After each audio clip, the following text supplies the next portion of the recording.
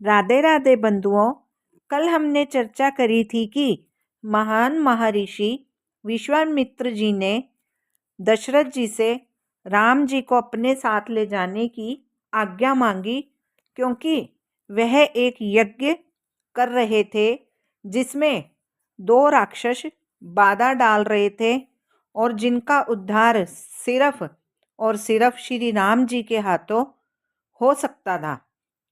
तो महर्षि जी ने कहा कि आप मात्र 10 दिनों के लिए राम जी को ले जाने की आज्ञा दें।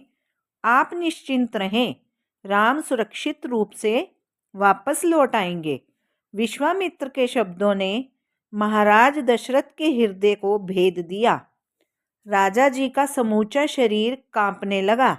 इसके पश्चात जब ऋषि चुप हो गए, राजा सिंहासन पर ही मूर्छित हो गए। कुछ क्षणों के पश्चात जब महाराज दशरथ को चेतना आई, उन्होंने पुनः राम जी के वियोग का विचार किया और अचेत होकर धरती पर गिर गए।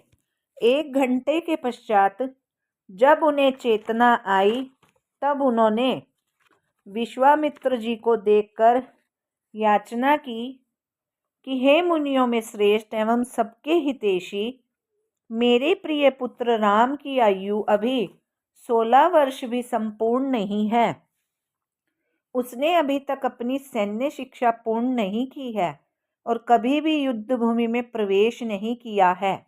कृपया मेरे अनुभवहीन पुत्र को इस कार्य के लिए न मांगे। इसके स्थान पर राक्षसों का वध करने के लिए मुझे अपनी अक्षौहिणी सेना सहित आपके साथ आने की आज्ञा दें।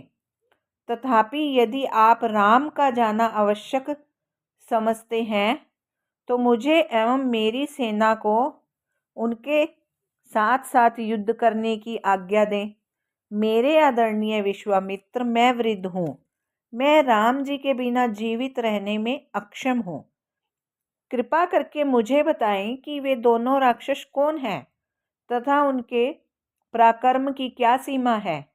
विश्वामित्र जी ने उत्तर दिया, राक्षसों के राजा का नाम रावण है और अब वह पूरे विश्व को सता रहा है। जब वह किसी यज्ञ में विघ्न उत्पन्न करने स्वयं नहीं जाता, तब मारीच और सुबाहु को विघ्न उत्पन्न करने हेतु नियुक्त करता है। रावण का नाम सुनते ही महाराज दशरथ अत्यंत निराश हो गए। उन्होंने कहा, रावण के साथ युद्ध करने योग्य कोई नहीं है। मेरे अथवा मेरे पुत्र के लिए दोनों राक्षस भी अति भयंकर हैं। मैं ऐसी आज्ञा नहीं दे सकता। वस्तुतः मैं अपने पुत्र को आपके संग जाने की आज्ञा देने के विचार को भी सहन नहीं कर सकता। राधे राधे मित्रों, शेष चर्चा कल। अगर आपको मेरा चैनल दिल से जरा सा भी अच्छा लग रहा है तो लाइक और सब्सक्राइब जरूर करिए और आपसे हाथ जोड़कर निवेदन है कि कमेंट भी अवश्य भेजिए, क्योंकि आपके कमेंट हमारी हौसला अफजाई करते हैं। जय श्री राम।